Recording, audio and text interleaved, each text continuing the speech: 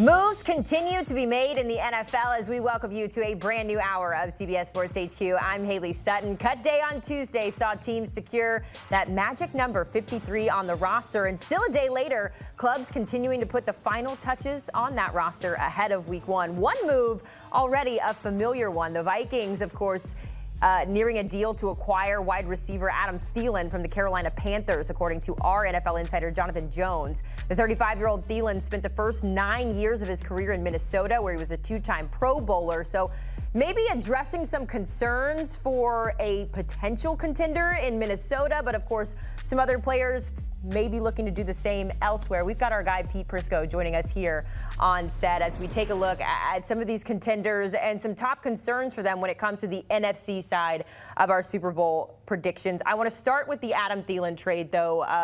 Kind of feels like to me this is a Band-Aid for the first couple of weeks of the season to get them through, but how would you grade the trade here on either side? Yeah, it is a Band-Aid because you have injuries. Jefferson's hurt, but he's supposed to be ready to go for Week 1. Addison suspended for 3 games, and then you have Naylor, who's banged up as well. So they had hoped that Felton, the rookie, would have stepped in and done more. So far, he hasn't. It's going to take him a little bit of time. He's going to be a good player, but in the immediate need, they had to go out and do something. So I get it, going to get a guy you know. Going to get a guy who's comfortable in that city, loves it. You know, he played college football there where they used to train down at Mankato. And so I think it's a good move from that standpoint, but you're giving up a 4th-round pick. There's value in the 4th round. And so I think it's a little rich. You know, there's a trade-off of other picks, but essentially it's a 4th for Thielen and a 7. So I give him a B- from that standpoint. I don't like giving up a 4th-round pick for that. What about for Carolina? A B, and I don't love it from their standpoint either, in large part because I think he was such a nice security blanket for Bryce Young last year. You know, I know they have Ted McMillan and some other guys, but I think he was the guy that he leaned on a little bit down the stretch, and so I think from that standpoint it's a little concerning. Okay, so obviously still some concerns on either side here. We do have I'm looking at a video on social of Adam Thielen celebrating with his daughter and his dog. They're, to your point, excited to go back to Minnesota. Thielen did spend some time training with J.J. McCarthy, so it doesn't feel like that relationship will be very foreign. But there are still some concerns, Pete, when we continue the conversation with the Vikings. J.J. McCarthy, one of your concerns for the Vikings this year. No question about it. And look, he hasn't played. And anytime you throw him in there, everybody acts like he's a second-year. No, he's essentially a rookie because he hasn't played football. And it's been a long time since he's played a competitive game of football. So we don't know what you're going to get from J.J. McCarthy. I was not one of those guys who loved his college tape. I thought he was good. I didn't think he was great. And you're essentially replacing Sam Darnold, who rolled up big numbers last year, with J.J. McCarthy. And when you do that, do you truly believe he can step in and put up those same type of numbers? I'm not so sure he can. There's been some talk of concern about accuracy issues during the training camp and preseason for him. So we'll see. It's a great situation when everybody's healthy. When Jefferson's there, when Addison's there, they can run the ball. The offensive line has been upgraded. So he steps into a good situation. Kevin O'Connell's a great offensive mind. But again, let's see it before we start to say that he's going to step in and do the same thing Sam Darnold did. The Vikings are going to take on the Bears in Week 1, so that means we get to see Caleb Williams, versus J.J. McCarthy. And, of course, in all of that is Ben Johnson, the former Lions offensive coordinator, who is now the head coach. We go to Detroit next. See the 6 degrees of separation I just took you through there, Pete? It's true, in that division. But when it comes to the Lions, your big concern, notably and rightfully so, is the fact that that team lost both of their coordinators. And those guys were a big part of what they did. Look, Ben Johnson was so creative on the offensive side of the ball, but we kind of overlook what Aaron Glenn did.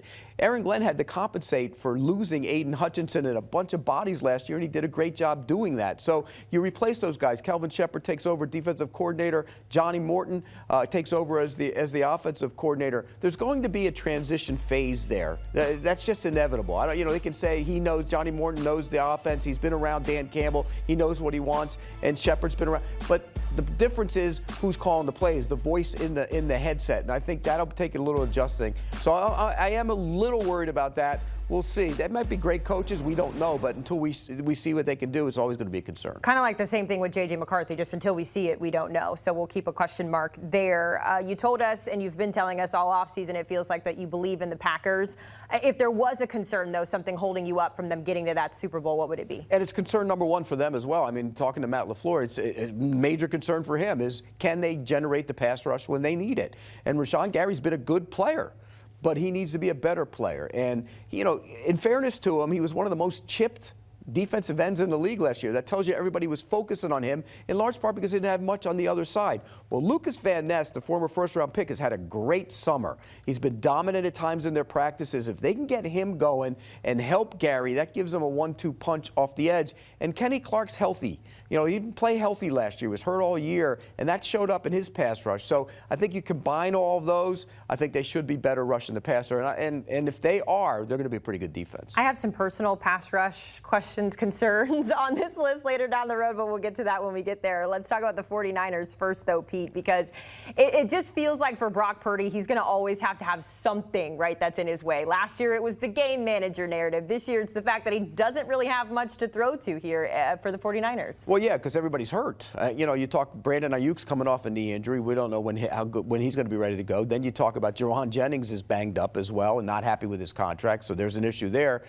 So they do have major problems at the wide receiver position. Ricky Pearsall will be one of their go-to guys early in the season. They'll have to compensate by doing things differently. Hey, they still have Christian McCaffrey, who's healthy, and they still have George Kittle, who's healthy, and one of the best, if not the best, tight end in the National Football League. So the 49ers, with Kyle Shanahan, will find a way to scheme away from them for a little while, but you have to get those guys back. You got to be able to stretch the field a little bit. That's what Ayuk did. You have to be able to take some of the top off defenses and be able to back them off. If you can't back them off, as good as a play caller as he is, it's going to be a problem for the 49ers. It's good news, though, for the 49ers, because if I'm not mistaken, they have one of the easiest schedules this year going forward. So, and they still have stars, by the way. They do. People sleep on the 40. Don't sleep on the 49ers. Still have stars. They're not underdogs ever, are they? Let's talk about the Rams. Some serious concerns with Matthew Stafford, Pete Prisco. I think at first people were like, he's old, give him his rest. But now we're looking at week 1, and he's got a handful of, I'm going to call them meaningful reps for lack of a better term here, but there are some serious quarterback concerns in LA. The concern with me is an older quarterback who has back issues. Anytime you have back issues, it's always a concern, but it's even more so when you're older. And so I think this could be a problem for them.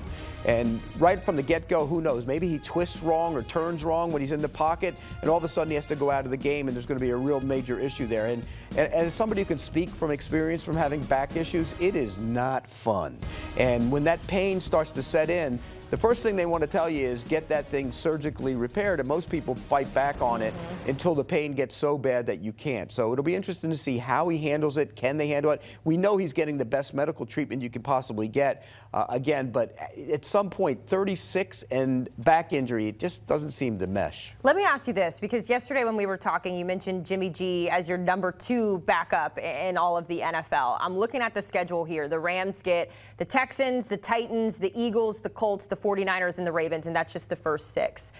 At any point in those first 6 games, if Matt Stafford, it's just not looking right, the throws aren't working, the mechanics, whatever it is, can you see a world where we see Jimmy G early, or is this just something we are locked in, Matt Stafford's going to play through this back injury? Well, he's such a competitor and such a tough guy that he will try and play through it, but if it gets to the point that the pain is so severe, or B, he can't make the throws, then they have a decision to make and they pull him off the field. And I think he's smart enough, he's been around long enough that he would take himself out of that scenario. Okay, something to follow. Giving you one last look there at the Rams schedule. It all begins with the Texans.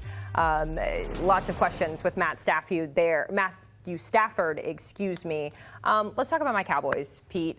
We all know the one thing that the Cowboys have needed to fix for as long as I can remember, and that's the run defense. They just cannot get it together. They brought in Mozzie Smith a few years ago. That hasn't panned out here. Who else on this team can help the Cowboys improve? Well, I think Mozzie Smith has to be one of the guys. And Definitely. I know there were moments in camp where he did some good things, and there were moments in camp where he said, look, I need to be better. He knows it.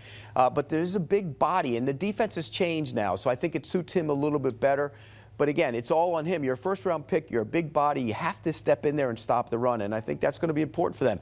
If you have pass rushers like Micah Parsons, and he'll be there, don't worry about it. He'll show up. He's going to get a new contract. You watch maybe in the next couple of days. That's the way it works. That's the way the Cowboys always make it work. They do, right at the buzzer. And so I think to stop the run, you can turn your pass rushers loose. If you can't stop the run, they're just going to run it. And the one thing you want to do when you're not a great, look, Micah Parsons is a great pass rusher. He's good chasing down plays in the run game.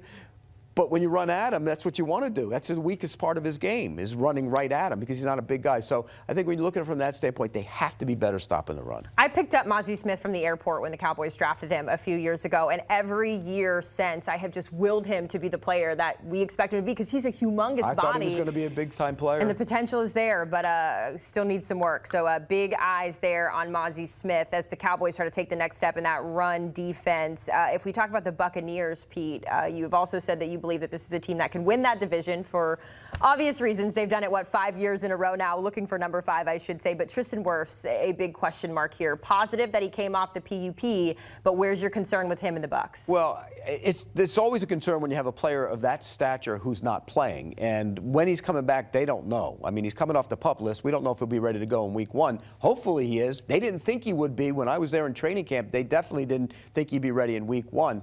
If he's not there, it changes who they are offensively, because you have to chip. And that means they have to bring a tight end in to chip and help, who's not really going to be a factor in their normal passing game. They got to bring one of the better blocking tight ends in. And so that's going to be a problem for him. So it'll be interesting to see, if he's not there, how they adjust. And in talking to them, they feel they can. Look, as Baker Mayfield said, the offense will be, no matter what happens, and they've added some guys. Abuka's been sensational in the summer.